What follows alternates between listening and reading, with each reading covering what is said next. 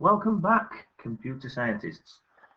Okay, this is our final section on today's lesson, and it's about pseudocode. And you'll have written some pseudocode already in Year 9, okay? But there's a little bit of a recap for you to read through, remind yourself what it is. Key thing to mention here, I did attend some training sessions on this last year, and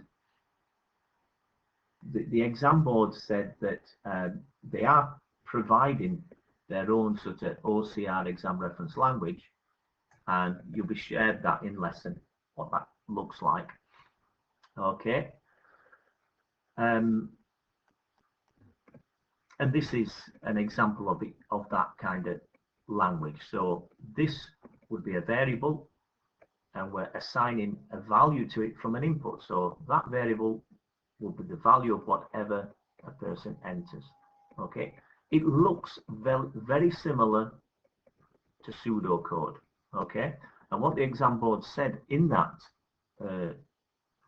meeting was that moving forward, when it comes to the exams, if a student writes in Python language, that they would accept that. In the past, they haven't.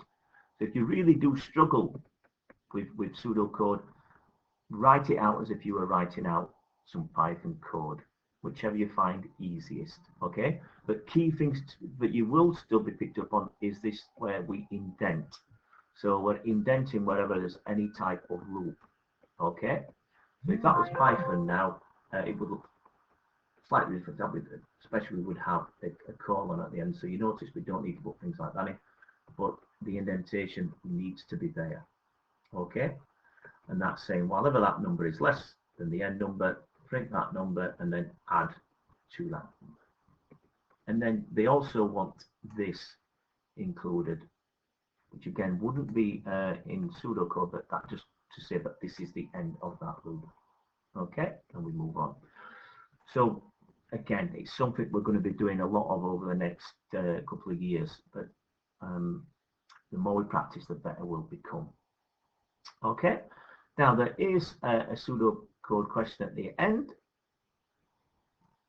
Okay, it says using a language like the pseudocode to store the age of a user. Okay, I've given you a tip there. All right, now I'm going to show the answer to that, because I know it does confuse a lot of people, this pseudocode. But I'm just going to, now would be a time to pause this video if you want to have a go at writing that out and seeing if it indeed is going to be the type of answer that I'm looking for. So the answer would look something along these lines.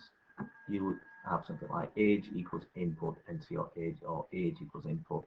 I've kind of validated it because I know some of you will be using capital letters and some not. Yeah. So even if it comes up as saying it's wrong, as long as you've got something along the lines of these types of answers, you know that you did that correctly. All right. So, and that will be the end of the lesson. So then you will submit this form. And like I say, if you've watched these videos, you should be getting most of these questions correct. Good luck. And we'll see you next week in when we're going to have our lesson as a live lesson. So you'll be logging on using your Google Calendar. So get used to looking at your Google Calendar. I know your other subject teachers will be also starting to set these kind of lessons.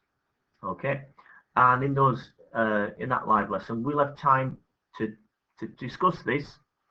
You can ask any questions that or a further clarification of some of the things that were said, and then a week later we're going to be giving you an assessment on this topic. Okay, bye for now.